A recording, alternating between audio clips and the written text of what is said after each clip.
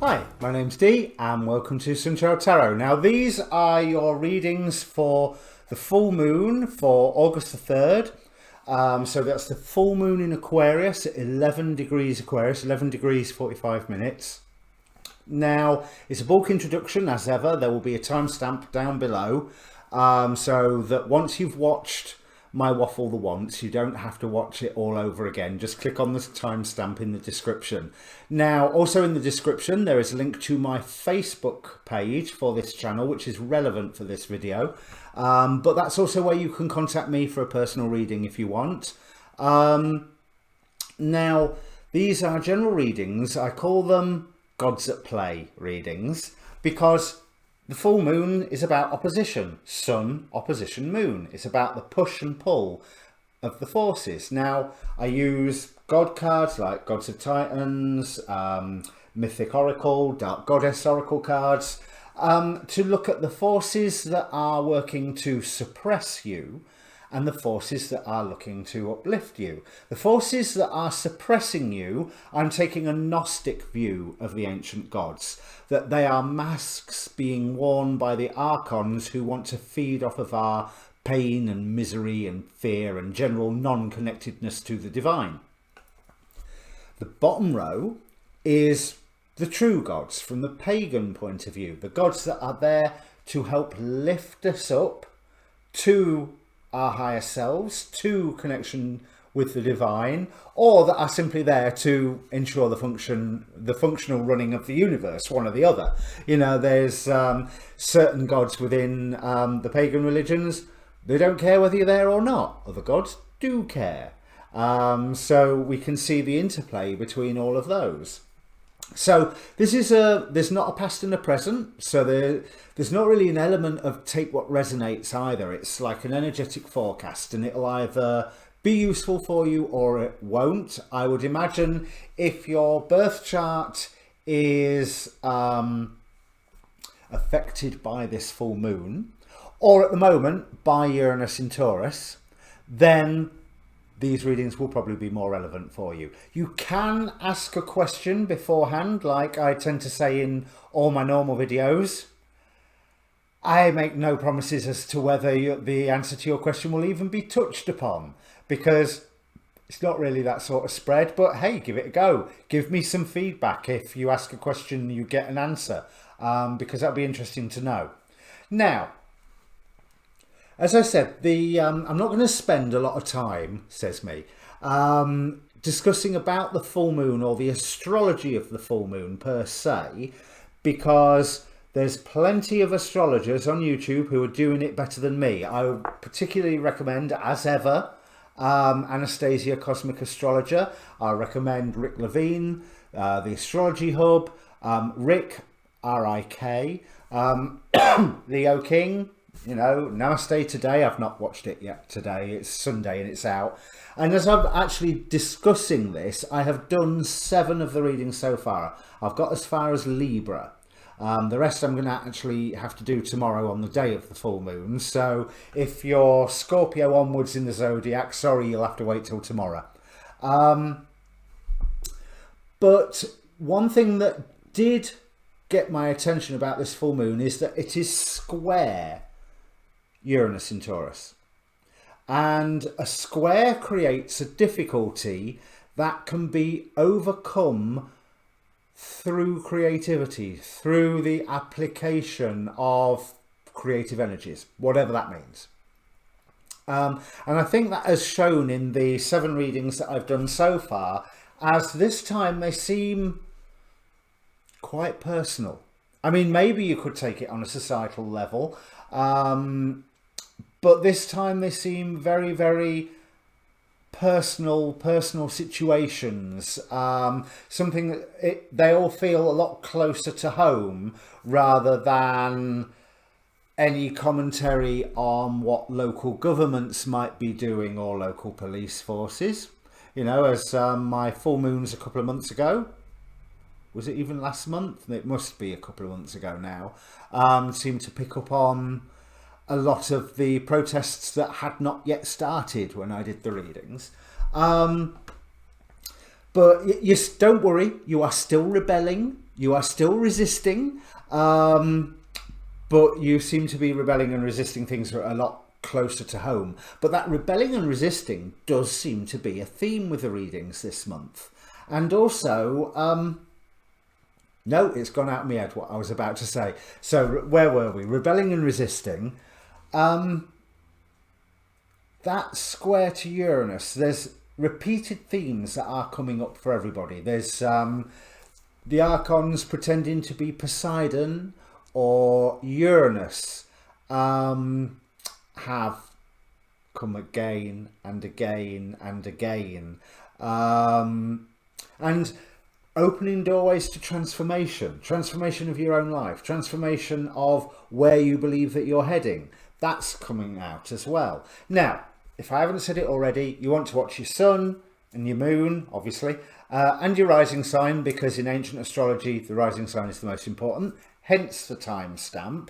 Now, I'm just going to have a look at the, excuse me, the symbols of this degree. As I said, 11 degrees Aquarius, so written down in like inside degrees as Aquarius 12, because 11 something is the 12th degree.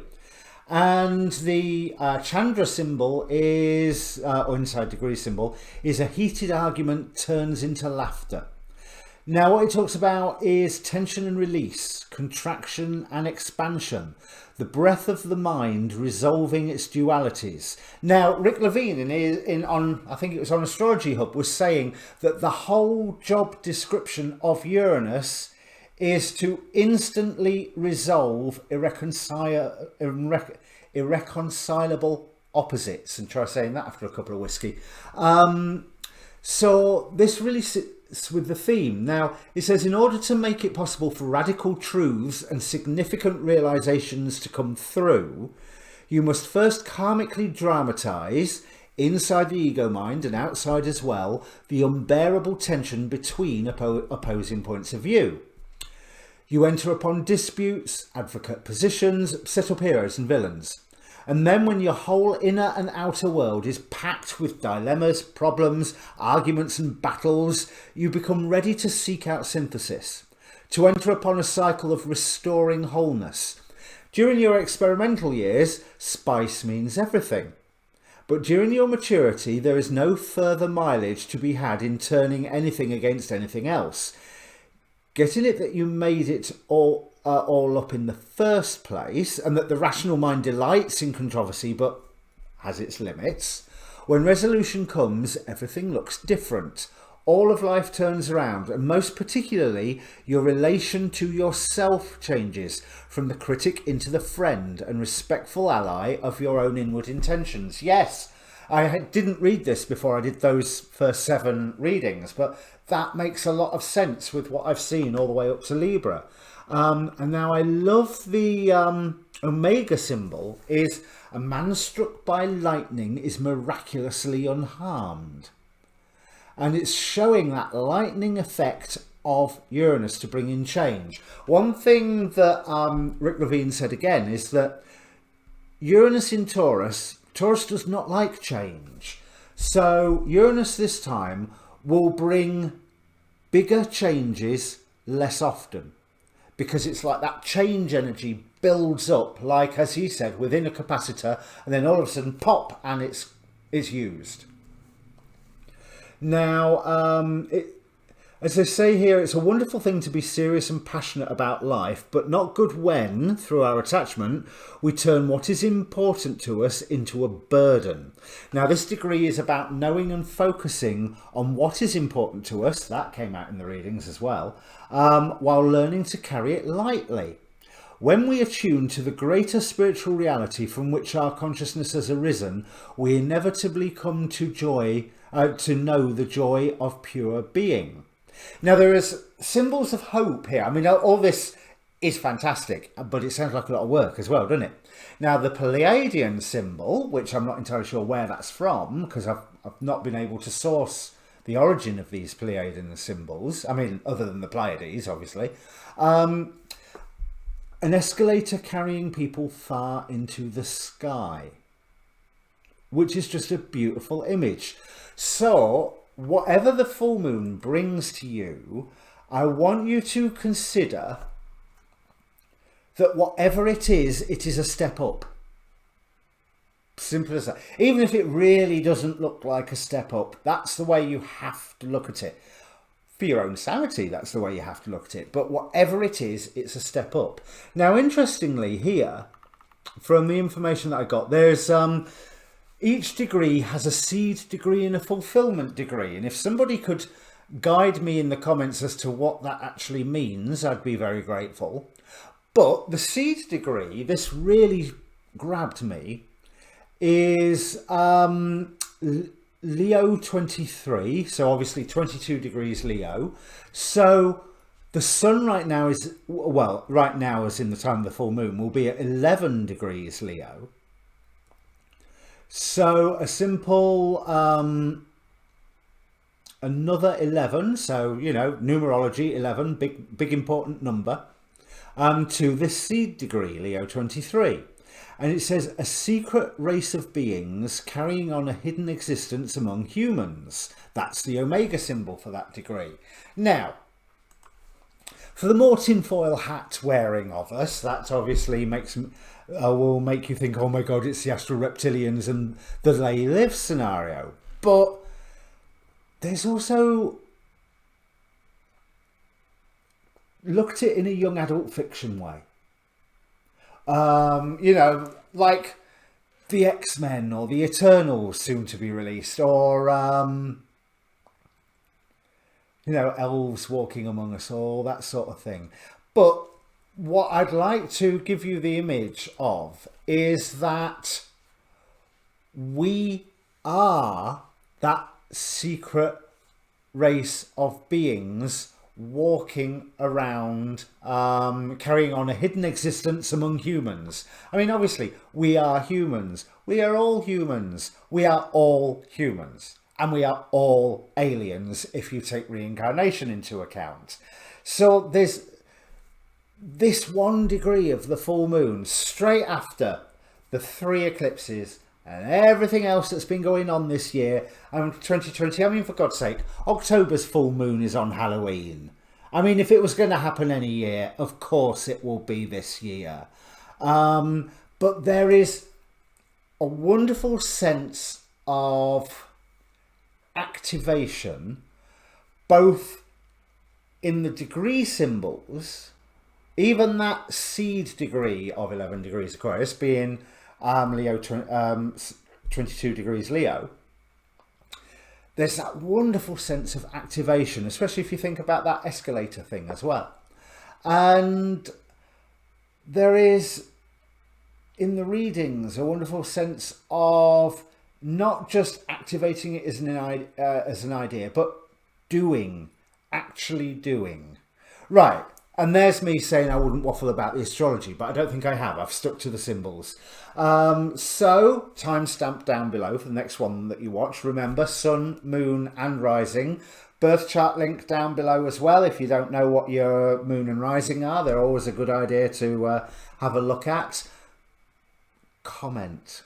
It is always good to receive the feedback. And thank you so much for everyone who has subscribed or liked the videos so far. The likes do help, the subscriptions help even more, and hey, you want to see what I'm going to do, so subscriptions, notifications bell, and come and join us on the Facebook page, link down below. Right, time to get on with your reading. And welcome Gemini Rising and Gemini Moon if you've just joined us after the timestamp.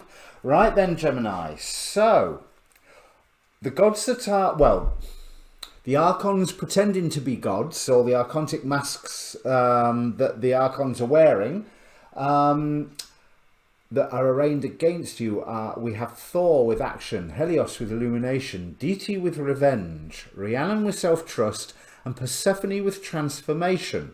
It's really interesting because we have on your side Charon with transition. So there is there's a slight dichotomy here. Taurus had renewal versus resurrection with Osiris and Iris. So transformation is again indicating remaining in place and changing in place, whereas transition is implying changing to a whole new state of being. But to go through the gods that are supporting you, we have Nuada with perfection, Psyche with sacred union, Chang'e with obsession. There is a reason for that. Morgan Le Fay with magic, and, as I said, Charon with transition. Now, what I'm seeing here is that there is a call to action that will be issued to you through the revelation of some fact or another. But Helios, when he is in the opposition, yes, it's not true. Seven of Swords. That's exactly what I was about to lead up to say. It may well be, even using the energy of Helios, the archons wouldn't necessarily lie, but there may be a call to action that is only telling you a half-truth and is actually driven by somebody's agenda of revenge. So let's see what we've got here. High Priestess, she's coming out all the time now, and right, it seems like you're being told that you have to achieve this thing for you to trust yourself, value yourself. You have to achieve this transformation that Persephone is offering.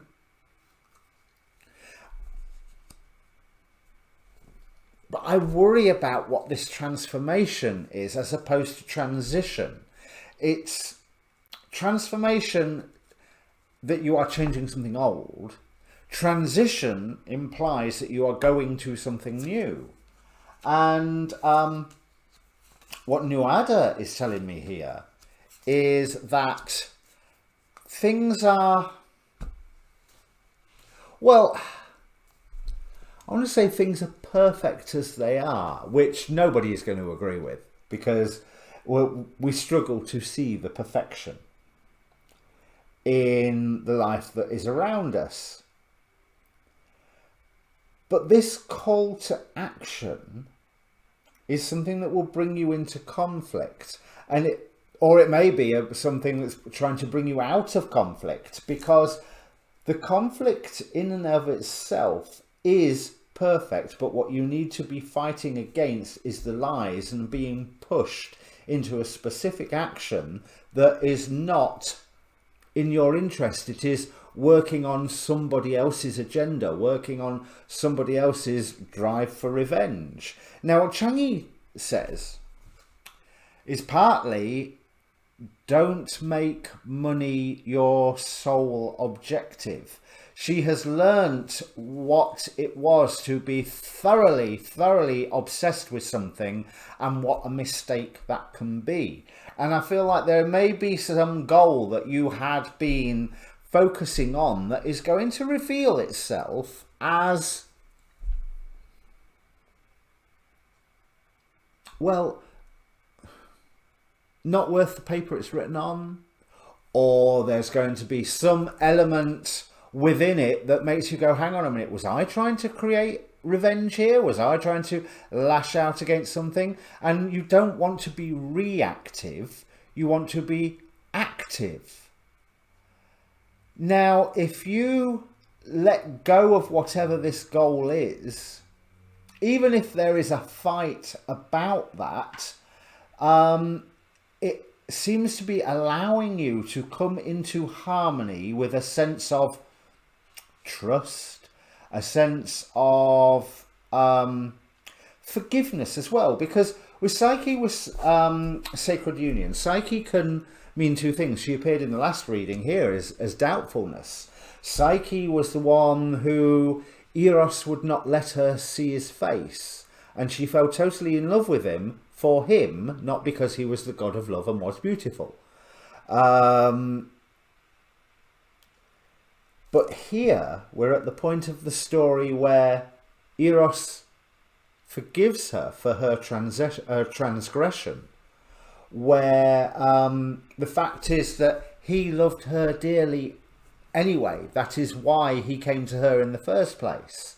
And that element of forgiveness and that element of union coming is what is providing a new dream, which means the old dream suddenly appears just a little bit tarnished, a little bit, what was I after?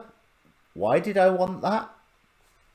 Now this opens a doorway for you for basically magic to happen. Now, I haven't filmed my introduction yet, but I will be discussing how Uranus brings change. Now, listening to Rick Levine, he talked about how Uranus in Taurus doesn't bring as many changes, but the changes when they happen are a lot larger, because it's like the charge builds up and suddenly goes boom. And I've posted that video on my Facebook page anyway, I think. I'll check, I'll do it afterwards if I haven't.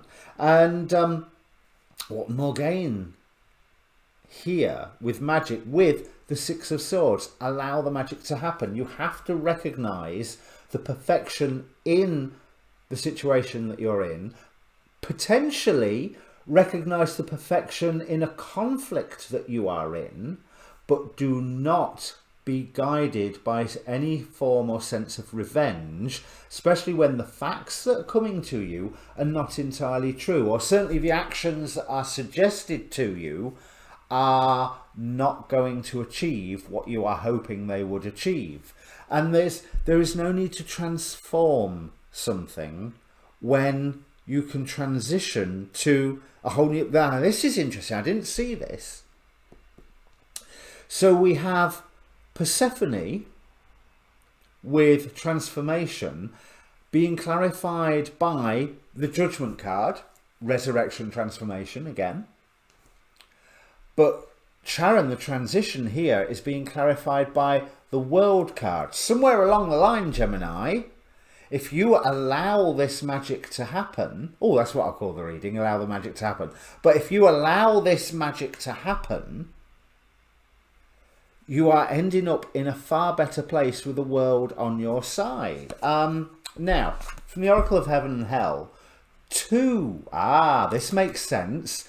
Two cards fell out. Now, first is, give me a moment, Ha'iel, card number 71, Angel of the Shem Hamathrash, with the Astrological Association of Divine Warrior. That's why this conflict is perfect. This conflict that you're in at the moment is in and of itself perfect. It is exactly what you were supposed to be involved in. You just have to watch out that in this conflict, half-truths and omissions are being used as weapons. And then we had Voile, the Goetic Lord, with impossible plans, and he also ended up upright. So I believe that Voile here with your impossible plans is working in your favor, and especially when this is backed up with magic taking you to a better place. Morgane was a rebel. There are numerous tellings of Morgane Le Fay's story from a feminist perspective, from a woman that was cast to one side needlessly, and no wonder she was mad. You know, this that she had a right to be there and was denied that right, and what she was fighting for was her right to be recognized for the power that she was. And this feels relevant here, but it also feels relevant in the changing of your dream. You want to be recognized for who you are. You don't want to be recognized for who you are to prove somebody else wrong, to get revenge. It is simply you want to be recognized for who you are. End of story.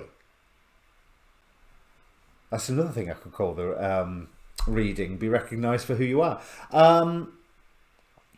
But with Sharon and Transition at the end with the World card, if you allow this magic to happen and maybe drop one of the goals that you had been obsessing over because there's another better one that has been presented to you. One that makes you feel wonderful. One that fills you up inside with a warm, loving, yes, that's where I want to be.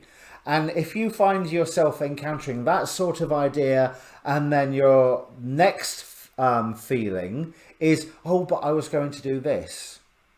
Well, whatever this was, forget it. It doesn't matter, because this new one is better. So if this means anything to you, Gemini, comment down below. Your next readings to come out will be your Chinese zodiac. And yeah, comment down below. Oh, like, share, subscribe, all that good stuff. All right, cheers.